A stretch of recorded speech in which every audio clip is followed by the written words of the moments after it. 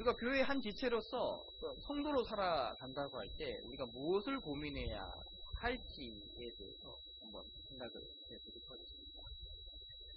이런 질문들을 한번 던져보자고요. 얼마나 우리가 오래 믿었나? 아니면 우리가 얼마나 잘 믿었나? 혹은 우리가 얼마나 성실하게 믿었나? 이런 질문들을 우리 각자에게 한번 던져보자고요.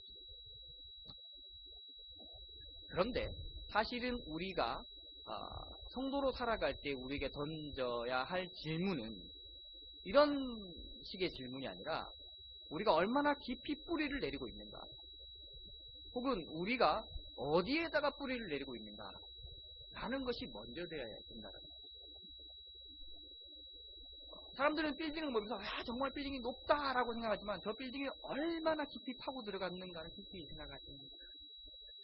마찬가지로 우리의 신앙, 우리가 살아가는 신앙의 모습을 보면서 다른 사람들의 그 믿음의 삶을 보면서 저 사람 정말 열심히 살아가는구나 라는 것은 눈에 드러나기 때문에 잘 보지만 저 사람이 어디에 믿음의 뿌리를 두고 있고 얼마나 깊이 믿고 있는지에 대해서는 잘 생각하지 않으려고 하는 거예요.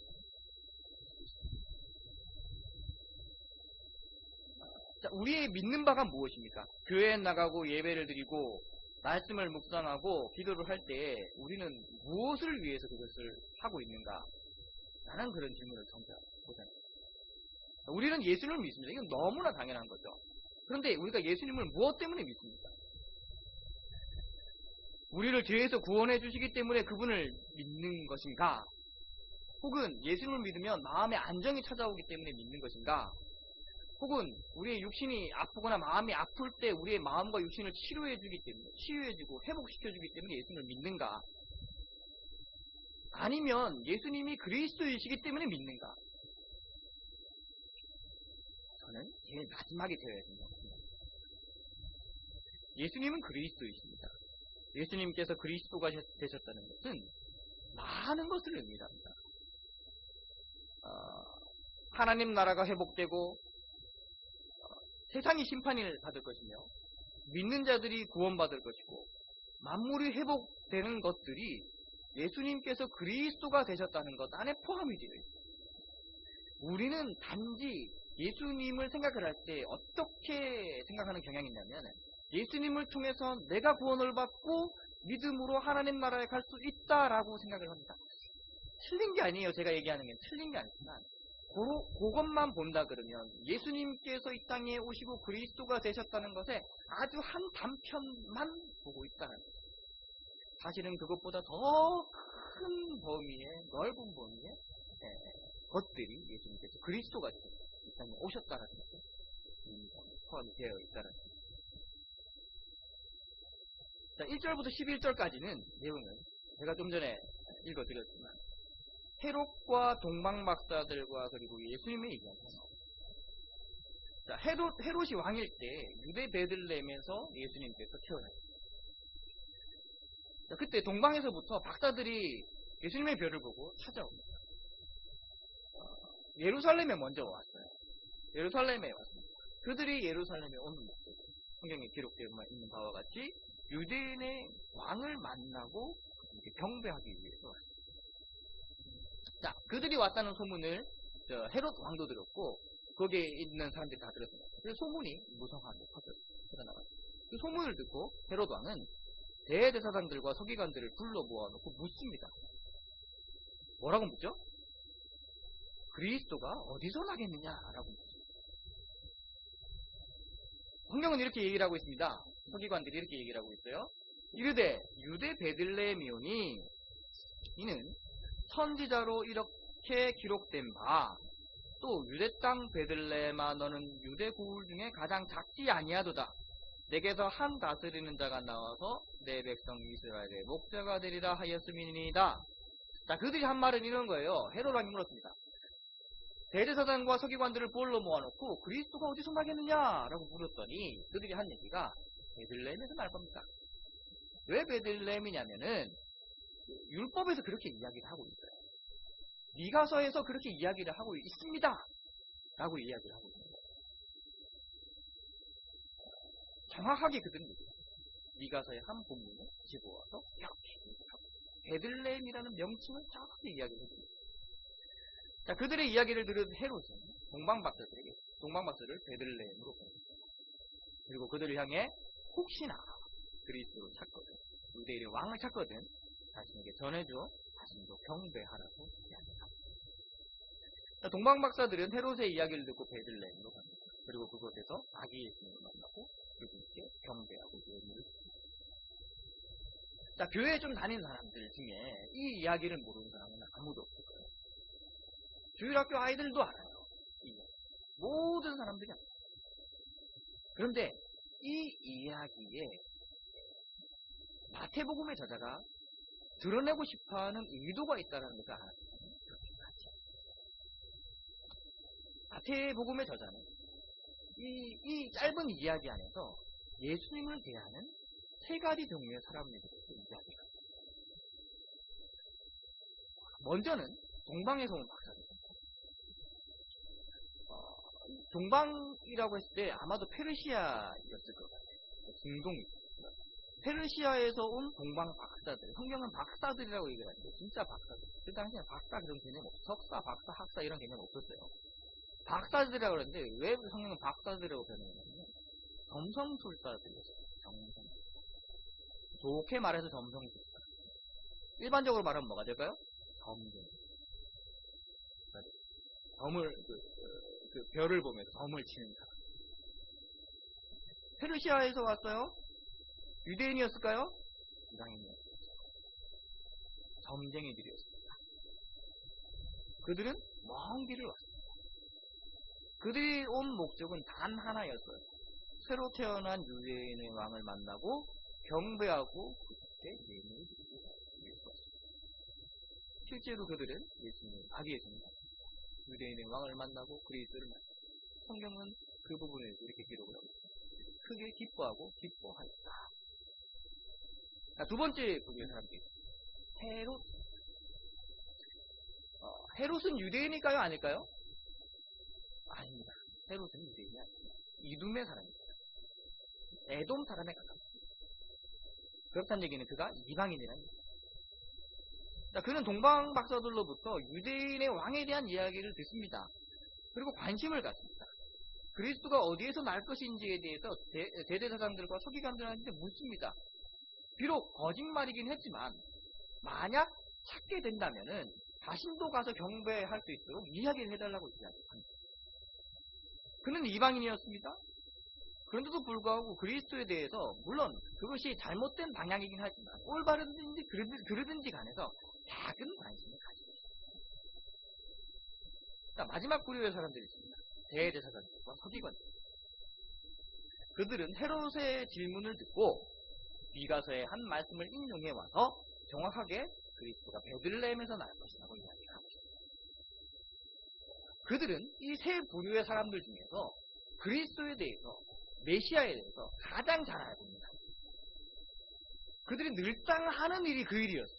말씀을 묵상하고 그리스도가 언제 오실까? 메시아가 언제 오실까? 그리스도께서 오시면 어떻게 해야 되는가? 하나님의 나라의 백성으로서 어떻게 살아야 될 것인지를 계속해서 백성들에게 가르치고 전하고 선포하는 것이 그들의 일이었습니다.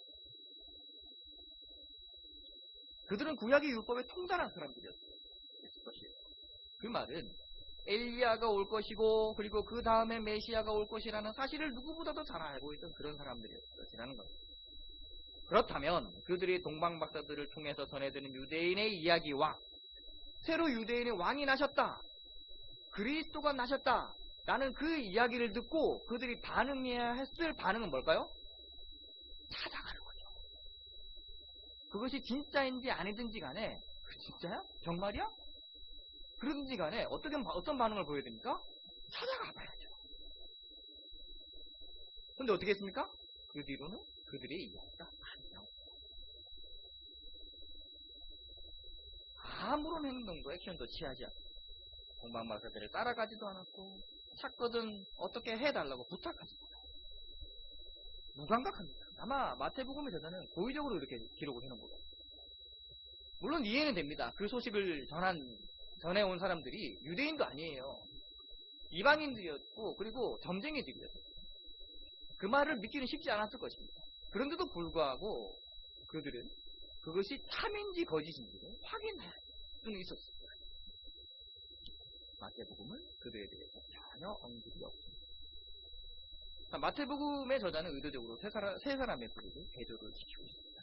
동방박사와 헤롯과 대제사장과 서기관. 지리적으로도 한번 보세요. 동방박사들이 가장 멀리 있던 사람들입니다. 헤롯은 유대인 사람이 아니었었어요. 이두메 사람이었습니다. 유대인, 자칭 유대인이라고 하는 그들, 예루살렘에 날 때부터 거했던 그들은 대제사장과 서기관이었습니다.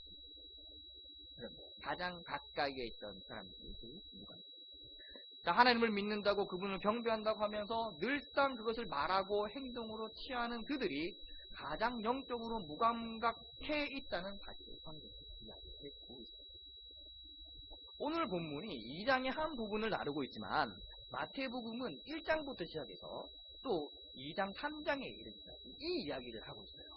족보부터 시작을 하고 있잖아요. 마태복음. 족보, 누가 누구를 낳고 누가 누구를 낳고 얘기를 하고 있는데 마태복음은 1장 처음부터 1장, 2장, 3장에 이르기까지 무엇을 얘기를 하고 있느냐? 봐라, 그리스도가 나셨다. 그 그리스도는 예수님이다. 그 이야기를 해주고 있다는 겁니다. 족보로부터 시작해서 요셉과 마리아의 그리고 동방박사와 헤롯의 이야기부터 그리고 애굽으로 피신 갔다가 돌아온 이야기부터 모든 것들이 무엇을 얘기를 해주고 있는가? 봐라, 그리스도가 났다. 라는 그런 이야기를 해주고 있다는 거죠. 그리고요, 좀 더 성경을 유심하게 묵상해 보셨다면 1장부터 3장까지의 수많은 율법이 수많은 토라들, 구약의 말씀들이 인용되고 있다는 것을 인치치게 됩니다. 왜 쓸데없이 그렇게 얘기를 하고 있어요? 그냥 그리스도가 낫다. 그분은 예수님이다. 그렇게 이야기를 하면 되잖아요. 그런데 1장부터 시작해서 계속해서 지금 반복적으로 나타나는 것은 구약의 말씀들이 인용되고 있는 거예요. 이것은 무엇을 의미를 할까요? 어떤 아기가 태어났는데 그 아기는 그리스도다. 그런데 이 아기가 그리스도라는 사실은 어디서부터 근거하고 있다는 것을 이야기를 해줄까요? 구약에서부터 이야기합니다. 즉, 그 아기는, 새로 태어난 아기는 하나님께서 보내시겠다고 구약에서 그렇게 이야기했던 그 메시아, 그 그리스도이시다. 마태복음 1장, 2장, 3장을 압축기에 넣고 쫙 짜가지고 단어 한 단어를 다 문장을 탁 떨어뜨린다면 우리는 이렇게 얘기를 해야 할 것입니다. 예수님이 그리스도시다. 그것이 온 세상 가운데, 그 당시에는 온 유대 가운데 선포되고 있다는 것입니다. 이게 복음이에요. 이것이 성도들이 믿는 바예요. 우리가 무엇을 믿는가? 우리는 무엇을 고민해야 되는가? 우리는 복음을 믿습니다. 그리고 이 복음은 무엇인가? 복음은 예수님께서 이 땅에 오셔서 내 죄를 속해주고 어떻게 천국으로 인도해 갈 것인가? 이건 복음 안에 담겨있는 작은 한 부분에 불과한 것입니다. 이게 다가 아니라는 겁니다. 그럼 복음은 뭡니까? 복음은 예수님이 그리스도입니다. 이게 우리는 여기서부터 시작을 해나가야 합니다. 우리의 뿌리는 어디에 내려야 하는가? 예수님은 그리스도이시다. 여기서부터 시작해 나갑니다. 정말 단순한 사실이지만 많은 성도들이 이 부분을 너무나 당연시하여서 오히려 무감각하고 무관심해 있는 것입니다. 교회에서 헌신하고 기도하고 봉사하고 말씀 묵상하고 헌금 드리고 주일 예배를 철저하게 지키고 정말 중요한 일입니다. 근데 이 모든 것들이 예수님이 그리스도이시다, 예수님은 그리스도이시다 라는 그것에 뿌리를 내리고 있지 않는다면은 이 신앙을 다시 한번 와야 한다. 마태복음 16장에서는요 예수님께서 제자들에게 묻습니다. 뭐라고 묻냐? 너희는 나를 누구라고 하느냐? 그 앞에 다른 이야기들이 있어요. 다른 사람들은 예수님을 이런 식으로 이야기를 합니다. 뭐 선지자입니다, 예레미야입니다, 이런 식으로 얘기를 합니다. 그때 예수님께서 제자들에게 너희는 나를 누구라고 하느냐? 그때 누가 대답을 했습니까? 베드로가 대답을 했죠. 베드로는 뭐라고 대답을 합니까? 잘 알고 있잖아요. 시몬 베드로가 대답하여 이르시되 주는 그리스도시요 살아계신 하나님의 아들이시다. 뭐라고 고백을 하고 있습니까? 주는 그리스도십니다. 살아계신 하나님의 아들이십니다. 복음의 핵심을 베드로가 이야기합니다. 그런데 베드로는 아마도 진짜 그 의미를 알고 대답한 것 같지는 않아요. 어쨌든 베드로는 예수님께서 기대했던 그 대답을 정확하게 대답했어요. 베드로의 이야기를 듣고 예수님께서는 이렇게 이야기를 합니다. 한번 들어보세요. 예수께서 대답하여 이르시되 바요나 시몬아 내가 복이 있도다. 이를 내게 알게 한 이는 혈육이 아니라 하늘에 계신 내 아버지. 또 내가 내게 이르노니 너는 베드로라. 내가 이 반석위에 내 교회를 세우리니 음부의 권세가 이기지 못해. 내가 천국 열쇠를 내게 주리니 내가 땅에서 무엇이든지 매면 하늘에서도 매일 것이요 내가 땅에서 무엇이든지 풀면 하늘에서도 풀리리라 하시고. 무슨 얘기입니까? 베드로의 이야기를 듣고 예수님께서는 이렇게 제일 먼저 하신 이야기가 내가 복이 있다. 그리고 난 다음에 하신 겁니다. 너와 제자들을 통해서 교회가 이루어질 것이다. 그 이야기를 하고 있죠. 이뿐만 아닙니다. 로마서를 제일 처음 시작할 때 바울은 뭐라고 이야기를 하고 있는가 한번 보실까요? 로마서 1장을 한번 보세요.